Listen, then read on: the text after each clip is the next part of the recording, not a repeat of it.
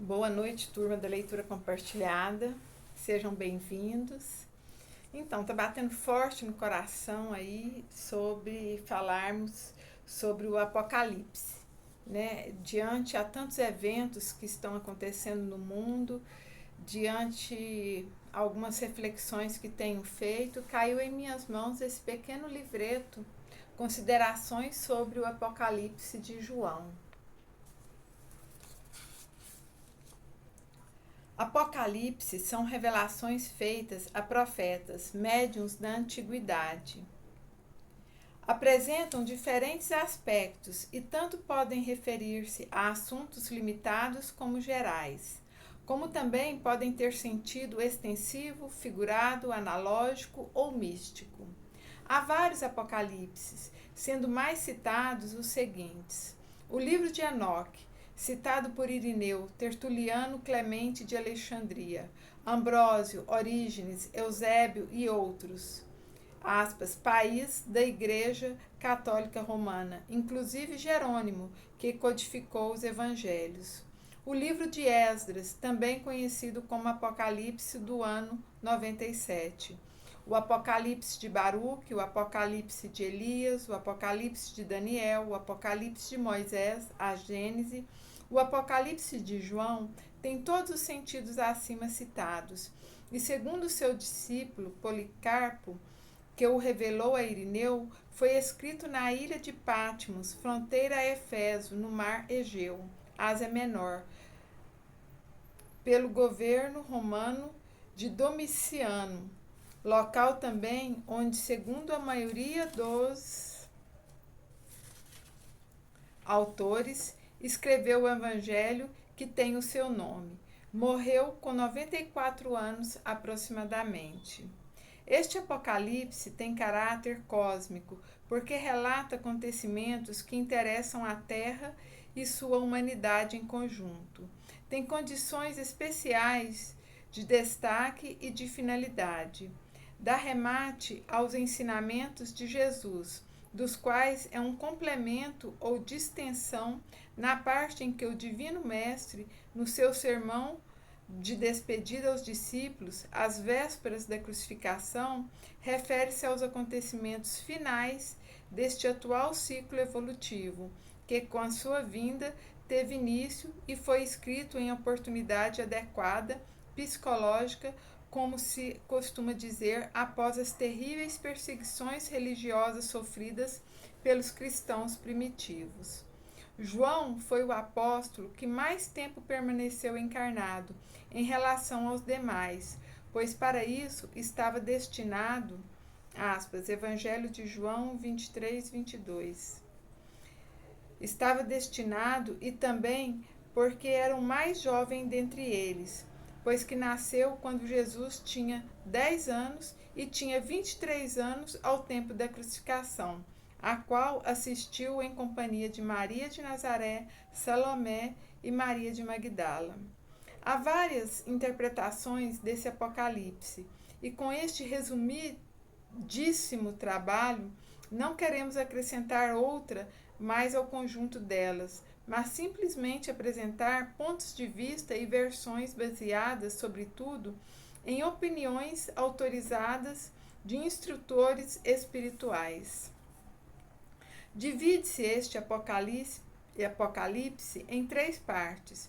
A primeira contendo instruções às igrejas fundadas pelos apóstolos, a segunda as provações pelas quais passaria a humanidade até o início do período final, e a última tratando dos acontecimentos desse período, que é, aliás, o que mais interessa à humanidade de nossos dias. Postos de lado as dificuldades naturais das interpretações simbólicas, o caráter anacrônico das revelações e o profundo misticismo que envolve a narrativa do princípio ao fim, dificultando seu entendimento, pode-se, entretanto, admitir que foi escrita tendo em vista principalmente os acontecimentos trágicos e definitivos da época atual, após ter a humanidade, usando de inteiro livre-arbítrio, percorrido os caminhos que preferiu no curso das sucessivas civilizações terrestres. As vidências que o apóstolo teve em Patmos durante dias e semanas sucessivas oferecem quadros flexíveis, suscetíveis de interpretação arbitrária, mas podem ser compreendidos melhor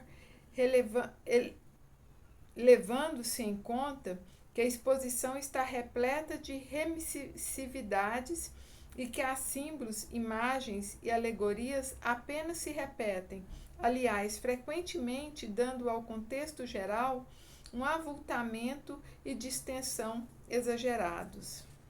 Em estado de desdobramento ou êxtase, provocados e controlados pelo alto, o apóstolo viu nos planos espirituais quadros e projeções etéreas que deveriam gravar-se em sua mente psíquica com a intensidade suficiente para serem reproduzidos em um trabalho já de antemão destinado à divulgação em dias vindouros.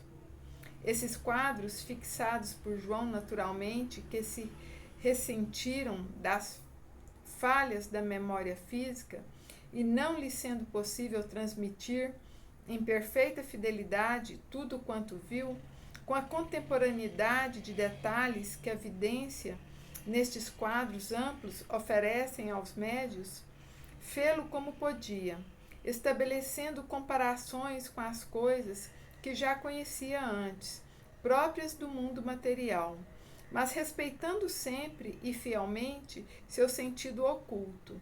E isso podia fazê-lo porque vidente via de regra, no ato de perceber ou ver as cenas e imagens astrais, tem delas e da sua significação conhecimento ou intuição momentâneos, o mesmo sucedendo com relação aos símbolos e alegorias que, aliás, no Apocalipse, muitos se assemelham aos utilizados na tradição espiritual dos hindus, persas, sírios, caldeus, árabes e egípcios, visto que as verdades espirituais não se alteram pelo simples fato de serem apresentadas em lugares e épocas diferentes.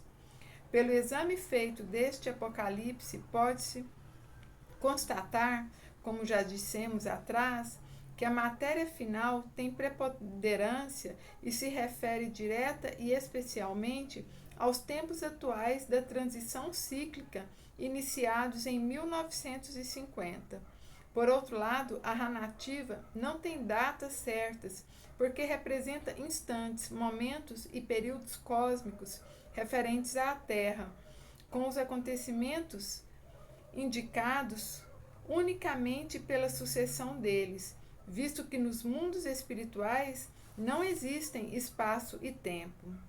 Jesus, profetizando sobre esses acontecimentos no sermão final e em várias outras ocasiões, referia-se a uma nova Jerusalém, ou Cidade Santa, numa alusão bastante clara e antecipada da terra renovada do terceiro milênio, na qual não estariam espíritos retardados na evolução, os quais no expurgo a haver, a essa altura já teriam ficado para trás. E João refere-se a isso e também, aspas, a um novo céu e uma nova terra, porque nessa altura já também estariam mudados os cenários por causa da verticalização do eixo da Terra e dos cataclismos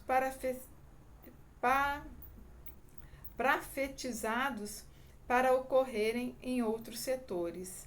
Nesta simbologia, os ministros de Deus são anjos, arcanjos, serafins, querubins e outros seres ativos que se apresentam de diferentes maneiras. As decisões da divindade são apresentadas como espadas que fulgaram na mão de executores. Os selos que são rompidos e as trombetas que soam marcam sempre o início de ações que vão se desenrolar. Os anjos e os santos das igrejas são os espíritos protetores delas. Insetos e aves representam personagens humanos. Dragões e serpentes são espíritos malignos. E a besta, entre parênteses, animal sempre figurado em destaque, representa os instintos da animalidade inferior que tentam dominar o homem. O Cordeiro é Jesus, que foi imoldado pela salvação da humanidade. E assim por diante em todos os capítulos do livro, com pequenas variantes. Quando o vidente quer expressar as belezas e as glórias dos mundos espirituais, emprega os termos coroas, lâmpadas, estrelas. Calma aí. Deixa eu voltar aqui. Quando o vidente quer expressar as belezas e as glórias dos mundos espirituais, emprega os termos coroas, lâmpadas, estrelas, arcostes, relâmpagos, claridades, e o faz sempre de forma hiperbólica, que é usual no sistema ocidental de fixar imagens na mente. Os 7 candelabros, as 7 lâmpadas, 7 estrelas, 7 selos, são fixações mentais do vidente, referentes à tradição centenária da criação divina.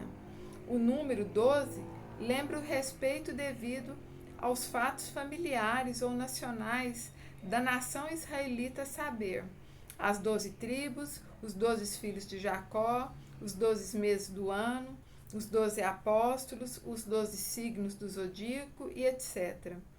E quando fala em dias, quer dizer milênios, e em hora, séculos. Voltando aos selos que fecham livros, quando eles se abrem para marcar o início de acontecimentos humanos, os 6 primeiros referem-se aos que aconteceram na Terra após a morte de Jesus até o ano de 1950, e de maior significação evolutiva para a humanidade como sejam o desvio religioso do cristianismo primitivo, o obscurantismo da Idade Média, as invasões dos bárbaros, a queda do Império Romano, a cisão protestante, as 2 guerras mundiais, o advento do espiritismo, a eclosão do consumismo ateu, enquanto que o 7º e último refere-se ao período final que estamos vivendo agora e, como já dissemos, vai até o fim deste século, momento que o vidente descreve como, aspas, um silêncio de meia hora, meio século. Silêncio querendo dizer expectativa de julgamento, parada que precede a tempestade. A primeira parte da narrativa, que se refere às igrejas e descreve o céu, não oferece dificuldades de interpretação, porque não se dirige às coisas do futuro, como ocorre com as 2 últimas. Na segunda, quando o Cordeiro comparece e toma o livro, surgem 7 anjos com 7 trombetas, e à medida que os selos vão sendo abertos e as trombetas soam, pela terra passam inúmeras calamidades, e caem sobre os homens os castigos das guerras, pestes, fomes e mortes, sobretudo sobre os perseguidores de inocentes e mártires sacrificados.